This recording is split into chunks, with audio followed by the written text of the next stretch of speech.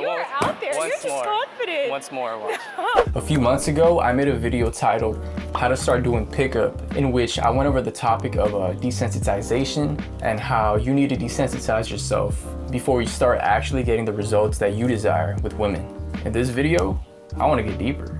I want to talk about how to actually get good at doing pickup. Now, essentially, there are more or less 4 stages that one would have to go through to get good. There's the desensitization stage, there's the creating a good vibe stage, there's the man-to-woman dynamic stage / sexualizing stage, and the technicality stage. You need to master all of them in that order, because if you're not desensitized, then you're going to be too nervous and out of whack to be able to give off a good vibe and fully express yourself. If you're not giving off a good vibe, then the girl's not going to give you the time of day to get any flirtation in and create that man-to-woman dynamic.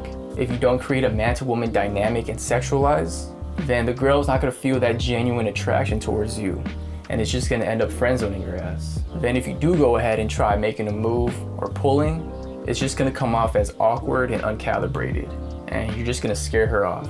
Finally, if you don't have the technical side down, then no matter how good the interaction was and how much she may have enjoyed you, you won't have any knowledge of where to take things from there. So she's just gonna end up walking out of your life, and you're just gonna let it happen, and then you're just gonna end up with your wiener in your hand. But fear no more. That's why I am here making this video, so that does not happen to you anymore. So before you even step foot outside, first you must learn the overarching principles, familiarize yourself with them, and understand what traits women universally find attractive, so you're not just throwing a shot in the dark. So go ahead and grab a pen and a notepad and write these down so you don't forget. I'll wait for you.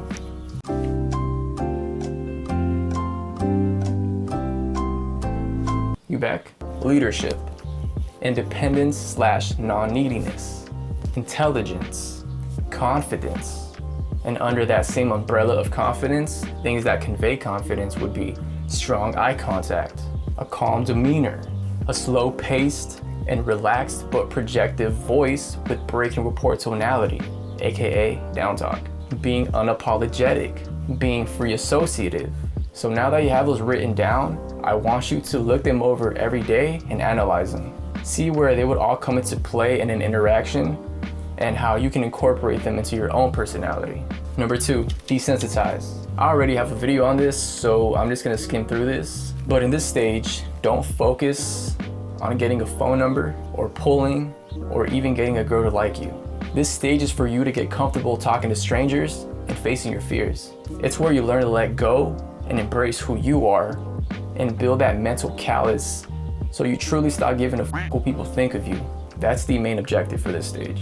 Number 3, record the audio of each interaction. This is key because when you record yourself, you can listen and figure out what exactly you need to work on. A lot of times people do certain things and make certain mistakes, yet have no knowledge that they're even doing or making them.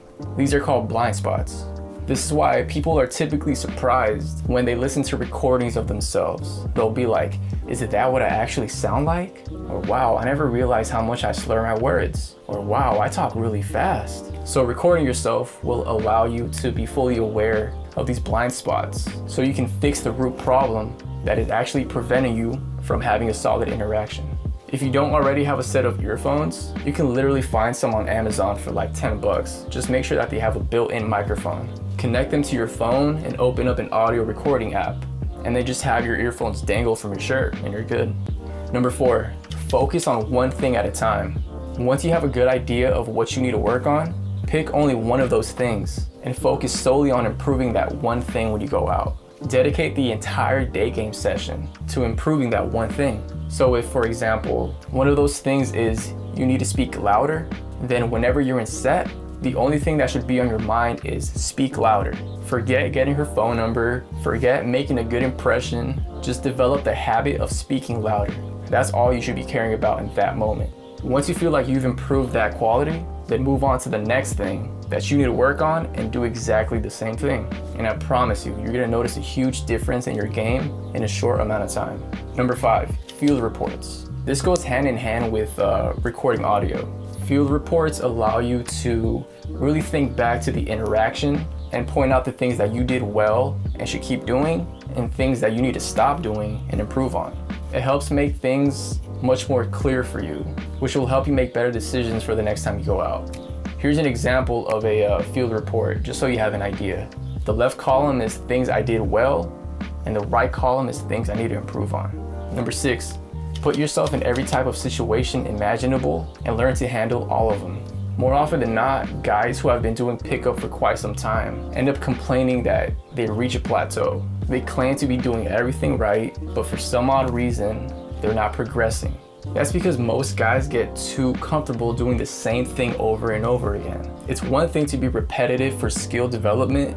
It's a whole other thing to be repetitive out of complacency. They figured out what works and what doesn't work, and therefore they stay in that comfort space forever.